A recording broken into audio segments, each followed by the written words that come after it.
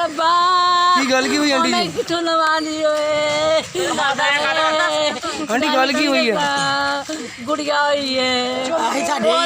मरी कड्डी है सानू नहीं दसिया सानू नहीं दसिया सानू दसते हस्पताल लै जांदे और मैं कितों लवा दी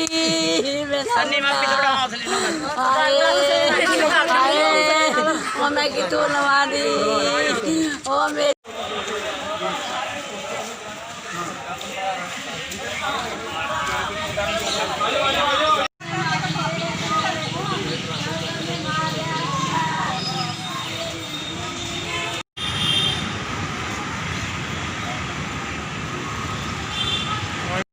सारी धी ध्याड़ी उधर की सारी है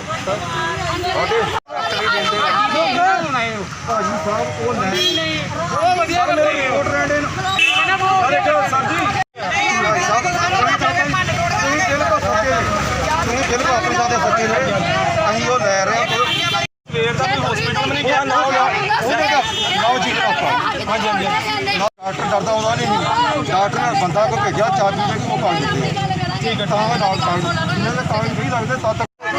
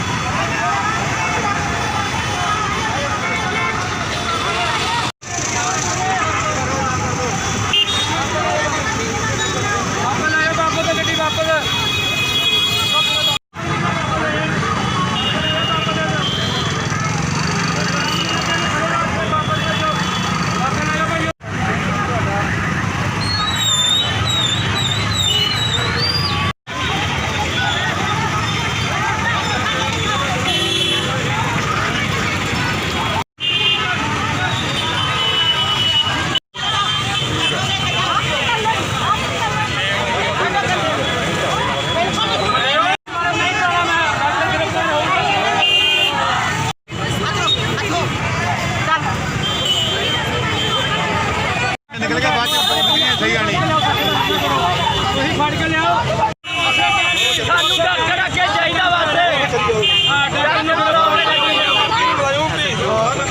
बंदा भेजा घरों क्यों नहीं चक्करे कोठियां क्यों नहीं चक्करे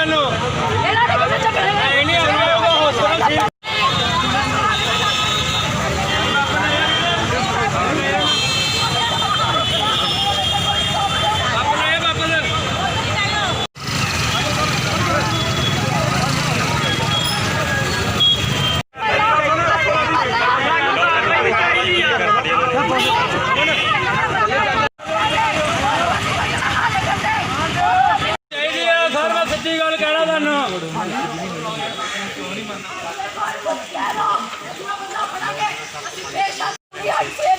जतिन का ना जतिन बोलो कैसे जतिन भाजी पीछे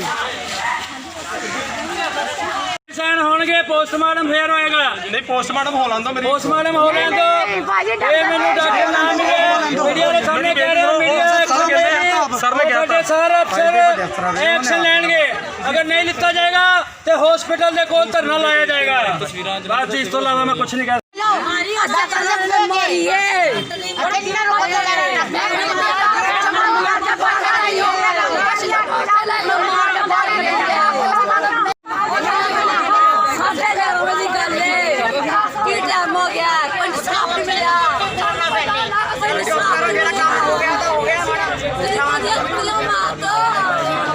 देख सकते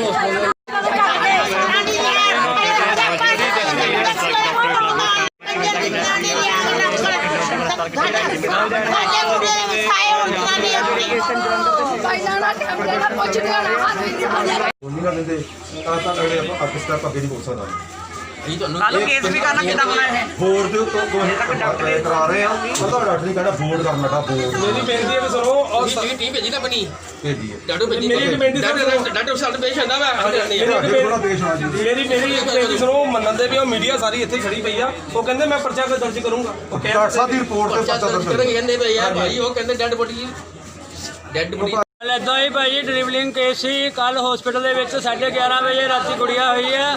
ਤੇ ਡਾਕਟਰ ਸਾਹਿਬ ਨੇ ਆਪਣੀ ਐਂਬੂਲੈਂਸ ਦੁਬਾਰਾ ਬੁਲਾ ਕੇ ਤੇ ਉਹ ਕਹਿੰਦੇ ਕਿ ਆਪਾਂ ਇਹਨੂੰ ਡਰਿਵਲਿੰਗ ਕੇਸ ਜ਼ਿਆਦਾ ਵਾ ਬਲੀਡਿੰਗ ਰੁਕਦੀ ਨਹੀਂ ਪਈ ਇਹਨੂੰ ਦੂਸਰੇ ਹਸਪੀਟਲ ਲੈ ਜਾਓ ਬਟਾਲਾ ਚੌਂਕ ਦੇ ਕੋਲ ਉੱਥੇ ਲੈ ਕੇ ਗਏ ਉਹ ਕਹਿੰਦੇ ਸਾਡੀ ਕੋਈ ਗੱਲ ਨਹੀਂ ਹੋਈ ਡਾਕਟਰ ਨਾਲ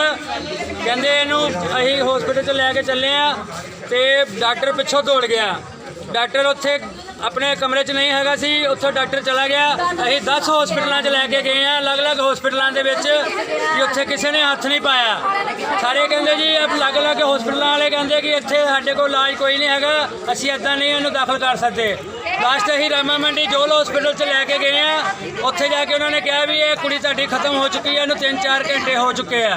ਕਿ ਇਹਨਾਂ ਦਾ ਸਾਰਾ ਕਸੂਰ ਉਹ ਹਸਪੀਟਲ ਵਾਲਿਆਂ ਦਾ ਜਿਹੜਾ ਉਹਨੇ ਤੁਹਾਨੂੰ ਇੱਥੋਂ ਬਚਾਉਣ ਖਾਤਰ ਤੁਹਾਨੂੰ ਭੇਜ ਦਿੱਤਾ ਕਿਹੜਾ ਹਸਪੀਟਲ ਕਿਹੜਾ ਸੀ ਸੰਜੀਵਨੀ ਹਸਪੀਟਲ ਨਵਜੀਵਨ